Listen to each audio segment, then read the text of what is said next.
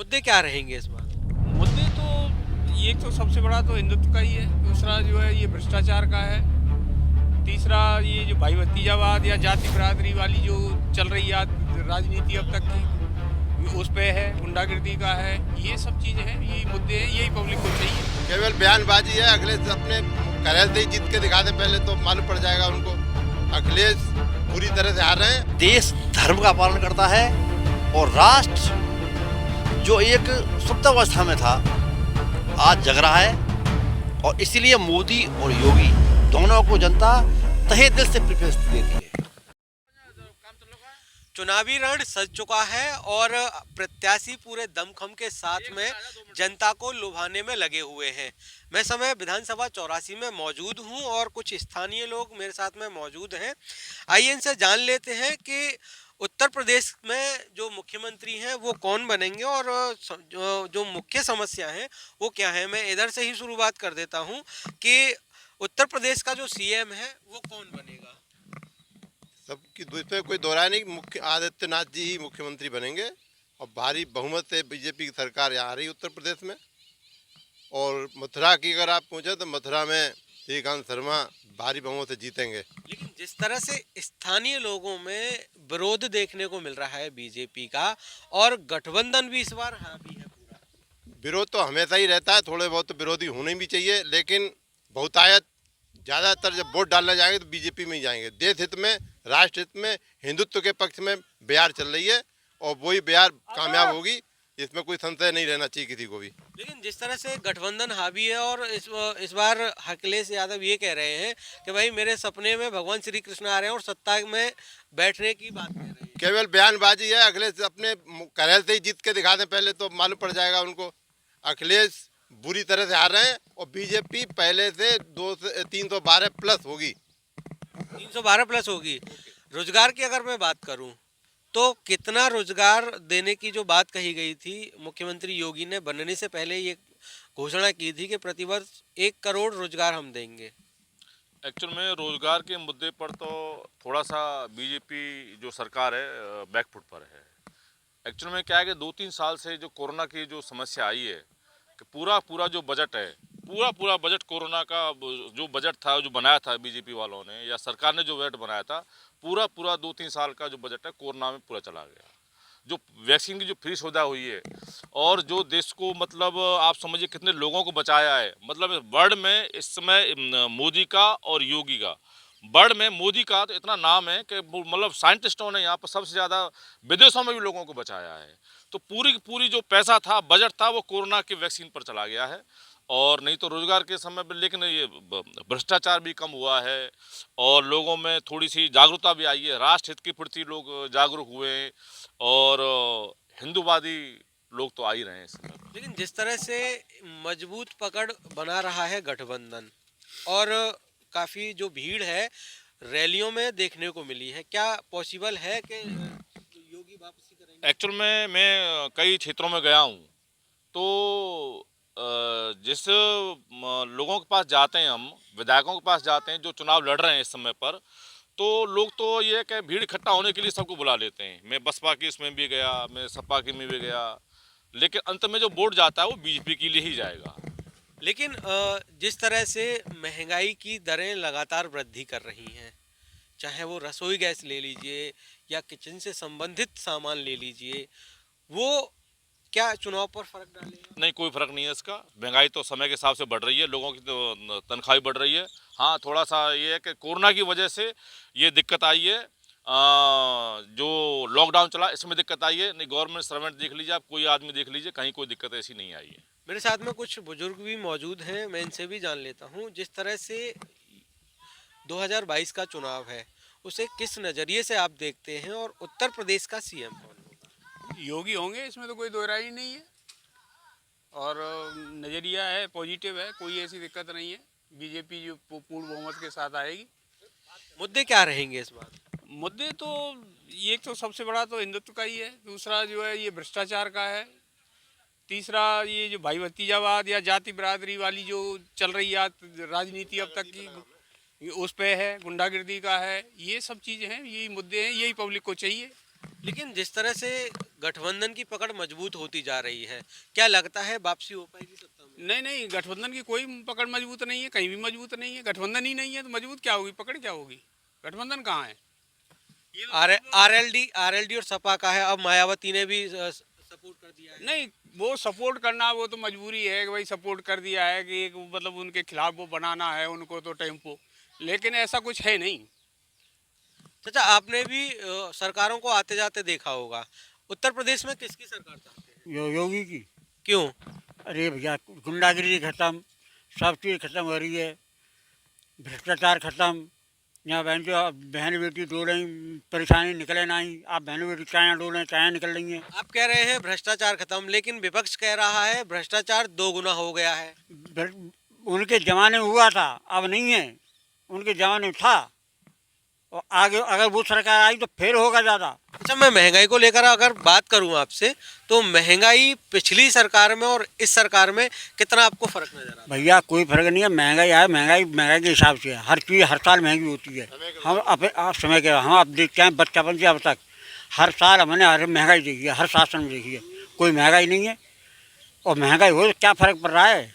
सरकार बढ़िया बननी चाहिए, कहने का मतलब सरकार। मैं आपसे भी जान लेता हूं कि जिस तरह से महिला सिक्योरिटी की मैं बात करूं, तो महिलाओं की सुरक्षा को लेकर कितने दावे सरकार ने जो किए थे वो कितने यहाँ धरातल पर दिखाई देते हैं? महिलाओं की सुरक्षा के बारे में 100% दावे सही है योगी जी के।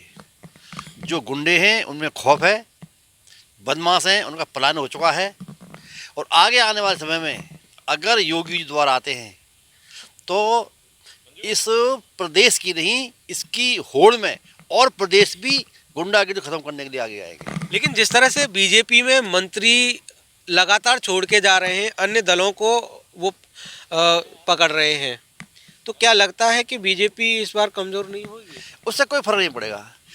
जिसकी बेटी को बेटे को टिकट नहीं मिलता है, रिश्तेदार को टिकट नहीं मिलता है, वो दूसरे दलों में जाएंगे। ये आना जाना तो हर समय में होता है, हर चुनाव में होता है, ये नई बात नहीं है कोई।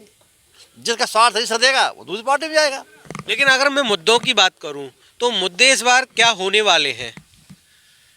मुद्दे, सबसे बड़ा देश में मुद्दा है आज स्वाभिमान का। बीजेपी में मोदी स्वाभिमान का प्रतीक है, देश धर्म का पालन करता है, और राष्ट्र जो एक सुप्तावस्था में था आज जग रहा है, और इसीलिए मोदी और योगी दोनों को जनता तहे दिल से प्रेफरेंस देती है। आप युवा हैं और रोजगार देने की बात मुख्यमंत्री योगी ने कही थी, कितना संतुष्ट हैं आप? सर एक्चुअली हम योगी गवर्नमेंट से और मोदी गवर्नमेंट से वैसे तो हम खुश हैं, बिकॉज द थिंग ये है कि क्रिमिनल केसेस काफ़ी कम हुए हैं। मतलब पहले की गवर्नमेंट में आप देखो, सपा गवर्नमेंट में और बाकी सब जो थे, उसमें इतने सारे क्रिमिनल केसेस थे कि जो गर्ल्स की सिक्योरिटी एंड सेफ्टी की बात है वो अब जाके काफ़ी ज़्यादा अच्छी हो गई है। आज ये है कि आप अभी ये गुंडे हैं जो ये सब डरते हैं कुछ भी क्राइम करने से, तो आज गर्ल्स सेफली फील करती है काफ़ी ज़्यादा। बट एम्प्लॉयमेंट के केस में थोड़ी सी मैं ये बात कहना चाहता हूँ कि काफ़ी ज़्यादा डिक्लाइनमेंट हुआ है मोदी एंड योगी गवर्नमेंट में। एक्चुअली पहले ये होता था कि जो PSUs थी जहाँ पर वैकेंसी 70-70, 80-80 वैकेंसीज पर डिपार्टमेंट आती थी, अभी आप देख लो, आप ये कह सकते हो कि कोविड की वजह से डिक्लाइनमेंट है, बट अभी 7 और 8 वैकेंसीज आ रही हैं पर डिपार्टमेंट। ये इतना ज़्यादा डिक्लाइनमेंट, सर अभी कंपटीशन तो डे बाई डे बढ़ ही रहा है। एग्ज़ाम तो हर कोई बंदा देगा ना, तो कंपटीशन डे बाई डे बढ़ेगा तो उसका प्रेशर अब लोग युवा पे आएगा, जिसकी वजह से आप देखो कितने सारे लोग अभी सुसाइड वगैरह करते हैं। सारी चीज़ें प्रॉब्लम है काफ़ी ज़्यादा। बट यह है कि इन एम्प्लॉयमेंट के क्षेत्र में and Yogi and Modi government को दोनों को थोड़ा सा फोकस करना चाहिए। यानी आपका ये कहना है कि एम्प्लॉयमेंट के क्षेत्र में ये सरकार जो है वो विफल है? या ये बात तो डैम ट्रू है कि एम्प्लॉयमेंट के क्षेत्र में ये सरकार विफल है। अभी आप बाकी जैसे हैं, जैसे कि अभी नितिन गडकरी जी अपना इतना अच्छा काम कर रहे हैं, अभी ये रोड एंड आर्ट इतना, यहाँ पे देखो आप मथुरा वृंदावन में इतने सारे जो ब्रिजेस ओवरहेड वगैरह बने हैं, पहले तो यहाँ पे ऐसा कुछ नहीं था सपा गवर्नमेंट में। अभी आप देखो, आपको कहीं भी जाना है, आप रिसेंटली 1-2 घंटे में आप 2 घंटे में दिल्ली पहुँच सकते हो, इतने सारे एक्सप्रेस वे बनाए। विपक्ष का कहना यह है कि जो एक्सप्रेस वे है वो हमने 60% काम कर लिया था, लेकिन हमारी सरकार जाने की वजह से उसका श्रेय योगी सरकार ने लिया। नहीं सर, ऐसा कुछ नहीं है, ये सारा का सारा श्रेय जो है नितिन गडकरी को जाता है, क्योंकि अभी देखो उनके राज में तो केवल अखिलेश जी के राज में केवल एक एक्सप्रेस वे बना था, यमुना एक्सप्रेस वे, वो काम सराहनीय था। बट अभी देखो कितने सारे एक्सप्रेस वे बन चुके हैं। आप पूरे ऑल ओवर इंडिया आप इजीली कनेक्ट कर सकते हैं दिल्ली को। दिल्ली सहारनपुर देख लीजिए, दिल्ली और ये बनारस का देख लीजिए। अभी केएमपी एक्सप्रेस वे दिल्ली के चारों तरफ कितना सारा पॉल्यूशन कंट्रोल हुआ है। मतलब ये लगा लीजिए आप 30,000 ट्रक पर डे दिल्ली में एंटर करते थे, जिसकी वजह से पॉल्यूशन, दिल्ली एक गैस चैम्बर बन चुकी थी। अभी आप देखो सब कुछ नॉर्मल है वहाँ पे, बाहरों बाहर चले जाते हैं सारे ट्रैफिक। प्रियंका 3 सिलेंडर सालाना फ्री देने की बात कर रही है। ये तो सब हवाई है जी। ये तो पहले एक बार तो 12 सिलेंडर फ्री पे पूरी सत्ता आ गई थी। ऐसी लोग लुभावन ये जो योजना चला रहे हैं, इनके भरोसे में जनता आने वाली नहीं है, ठीक है ना। ये तो अब समय गया। अब तो लेकिन फ्री तो वर्तमान सरकार भी दे रही है। अगर 3 सिलेंडर फ्री देने की बात कर रही हैं तो इससे क्या वोट बैंक पर फर्क पड़ेगा? नहीं, इससे कोई फर्क नहीं पड़ेगा, कोई फर्क नहीं पड़ेगा इसमें। मेरे साथ में और भी हैं। जिस तरह से लगातार विपक्ष जो है वो एक अपना पकड़ को मजबूत कर रहा है और प्रियंका कह रही हैं कि इस बार सरकार आती है तो स्कूटी और स्मार्टफोन लड़कियों को फ्री देंगे। जी देखो, ये फ्री की जो बातें करने वाले हैं देश को गर्त में ले जाने वाले लोग हैं। और जनता को मैं सुझाव दूंगा कि इन सब लोगों से बचिए। ये सब लुटेरे हैं और देश को खा जाएंगे। फ्री के चक्कर में देश बर्बाद हो जाएगा। और एक बात आप पूछ रहे थे, हमारे साथी थे, कि बेरोजगारी की बात। इस सरकार में नहीं, हमेशा हर सरकार में बेरोजगारी रही है। परसेंटेज जरूर बढ़ गया अभी कोविड की वजह से। और यो मतलब नौकरियों का मतलब, रोजगार का मतलब सरकारी रोजगार से होता है क्या? मैं आपसे पूछ रहा हूँ, बताइए आप। या सरकार इतने प्रोजेक्ट चला रही है, इतनी सरकार मोदी प्रोजेक्ट चला रही है, क्या उन प्राइवेट सेक्टर में नौकरियां नहीं है क्या? अभी उत्तर प्रदेश में तमाम सड़कें बन रही हैं, तमाम प्रोजेक्ट आ रहे हैं। जैसे वहाँ पे अब नया हवाई अड्डे बन रहे हैं, तमाम जो है वो फिल्म सिटी बन रही है। क्या उन्हें रोजगार नहीं मिलेगा क्या? तो इस तरह की बातें, उन्होंने 1 करोड़ रोजगार की सरकारी नौकरियों के लिए नहीं कहा था। अगर कहा था तो तमाम योजनाएं थी, लेकिन 2 साल से जो कोविड के कारण तमाम समस्याएं आ गई। फिर भी सरकार बहुत अच्छे से काम कर रही है। अगले 5 साल में आप देखिएगा, उत्तर प्रदेश जो कभी 12वें नंबर पे था पूरे देश में, आज दूसरे नंबर पे है। आप हर डेटा को उठा के देख लीजिए। अब अगले 5 साल में आप देखिए नंबर पे होगा, और इंडिया में नहीं, वर्ल्ड के कई देशों से अच्छा होगा। ये बताइए, जिस तरह से एक मुद्दा फिलहाल वर्तमान में जो है वो काफ़ी गरमाया हुआ है, श्री कृष्ण जन्मस्थान और शाही मस्जिद का, क्या चुनाव में इससे भी कुछ फर्क पड़ेगा? हाँ पड़ेगा, क्यों नहीं पड़ेगा। ये देश अभी मोदी शासन के आने पहले 2014 गुलामी था। अब गुलामी से अब हटा है। मोदी सरकार भारतवर्ष में पहली हिंदू सरकार बनी है। और जो हमारे हिंदुओं के जितने भी स्थल हैं, ये कृष्ण जन्मस्थान ही नहीं, तमाम और भी हैं, उनको भी स्वतंत्र कराया जाएगा। जी अभी गुलामी के चिन्ह है हमारे, इसलिए इसमें कोई तक नहीं है। चाचा, जो सपा सरकार के मुखिया हैं अखिलेश यादव, वो कह रहे हैं कि 300 यूनिट फ्री देंगे सरकार आने के बाद। कभी नहीं मिलेगी फ्री, फिर तो झूठे बात है सब। फ्री कैसे मिल जाएगी? जब अखिलेश जी सरकार थी तो उस टाइम पे लाइट नहीं आती थी। हम जाते थे खेतों पे, बिजली आएगी, पहुंच गए, गई वह जो रह गए, आधी 4 बजे के फिर चले गए। अरे बड़े परेशान हुए, बिल पूरे भरे नहीं अखिलेश यादव सरकार ने कंपनी को, बहुत अब बाकी रह गए। प्रियंका भी इस समय ये कह रही हैं कि इस बार अगर सरकार आती है तो जो बिजली का बिल है वो हाफ कर दिया जाएगा। बिल्कुल कभी नहीं होगा, जो तक खामगा वो आई नहीं रही, तो ऐसे लालच दे रही है पब्लिक को। पब्लिक आने वाली नहीं है इनकी। किसानों की समस्या को लेकर अगर मैं बात करूं तो किसान धरने पर बैठे थे, सरकार बैकफुट पे आई, और उससे क्या कुछ फर्क पड़ेगा? कोई फर्क नहीं पड़ेगा भैया। जो विपक्ष की बात है, विपक्ष वालों ने करा था, अपने आदमी उतारे थे, किसान कोई नहीं था वहाँ पे। किसान कोई नहीं जाता वहाँ पे, किसान फंसे दिन है। लेकिन 700 से अधिक मौतें वहाँ हो गई, क्या वो किसान नहीं थे? और हमें तो पता नहीं भैया, किसान है कि वो झूठ बोल रहे हैं क्या, हमें तो पता नहीं, न हमें देखने गई, न हमें पता कि किसान थे क्या था। मेरे साथ में एक युवा और हैं, मैं इनसे भी बात कर लेता हूँ। 2022 का चुनाव सीएम कौन? योगी जी ही बनेंगे। और इसलिए बनेंगे क्योंकि हमने 3 सरकारें देखी, सपा भी देखी, बसपा भी देखी और बीजेपी भी देखी। जो हमारे यहाँ जो काम चल रहा है अभी, किसी ने सुध नहीं ली आज तक। हम लोग गए, प्रयास किए, उसके बाद हमें ये रोड मिला। हमें और किसी चीज़ की ज़्यादा ज़रूरत नहीं है, हमारे पास सारी चीज़ें हैं, बिजली है, हम सक्षम भी हैं हम लोग का आपस में। मगर जो हमारे यहाँ जो काम चल रहा है इस टाइम पे, चाहे भले ही लास्ट टाइम पे हुआ, सुनी और उसके बाद हमारा रोड बनाया। हम लोग बसपा के टाइम पे भी गए वहाँ पर, सपा के टाइम पर भी गए, पर कोई सुनने को तैयार नहीं। बाहर से बाहर कर देते थे कि भाई जाओ, हमारे तो अछूत में कॉलोनी डाल रखी थी बिल्कुल, यहाँ कोई काम करने ही नहीं आता था कोई।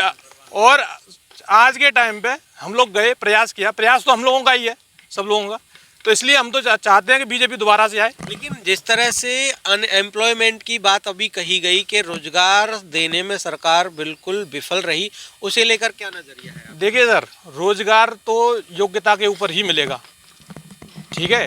हम भी बेरोजगार हैं, मगर उस तरीके से बेरोजगार नहीं है कि घर पे बैठे हों। हम भी काम करने जाते हैं, हमारा भी काम है। हमारे पास सरकारी नौकरी नहीं मिली तो इसका मतलब ये थोड़ी है कि हम लोग घर पे बैठ जाएंगे।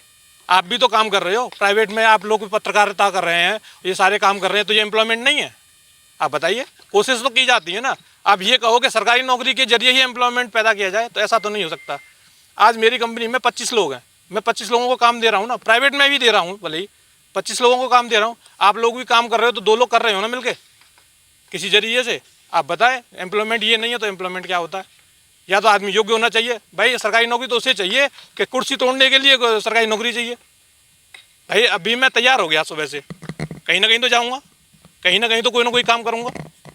जब मैं घर से ही नहीं निकलूँगा और सोचूंगा कि मेरी डिग्रियाँ रखी हुई हैं मेरे पास और मैं इनसे कोई काम कर लूँ, तो ऐसा तो नहीं हो सकता। बिल्कुल, जिस तरह से यहाँ लोगों का जो मानना है, हाँ एक थोड़ा सा और मैं समय लूँगा जी। हाँ, मैं आपसे एक बात बताऊं, सरकार कितनी योजनाएं बना ले, कितनी भी, जब तक जनसंख्या पर नियंत्रण नहीं होगा सारी योजनाएं फेल होती रहेंगी। मोदी से ये उम्मीद है कि जनसंख्या पर नियंत्रण होगा, एक प्रभावी कानून बनेगा और उसके बनने के बाद देश में अमन चैन आएगा। बिना जनसंख्या नियंत्रण कुछ भी नहीं होगा, चाहे कोई सरकार आए, कैसे भी आए वाले। बिल्कुल, यहाँ पर जो लोगों का कहना है वो यही है कि उत्तर प्रदेश में जो सरकार है वो पुनः योगी आदित्यनाथ की देखना चाहते हैं। अब आने वाला समय ये तय करेगा कि यूपी की जो गद्दी है उस पर सीएम बनकर कौन आसीन होता है। निर्मल राजपूत, DK न्यूज़, मथुरा।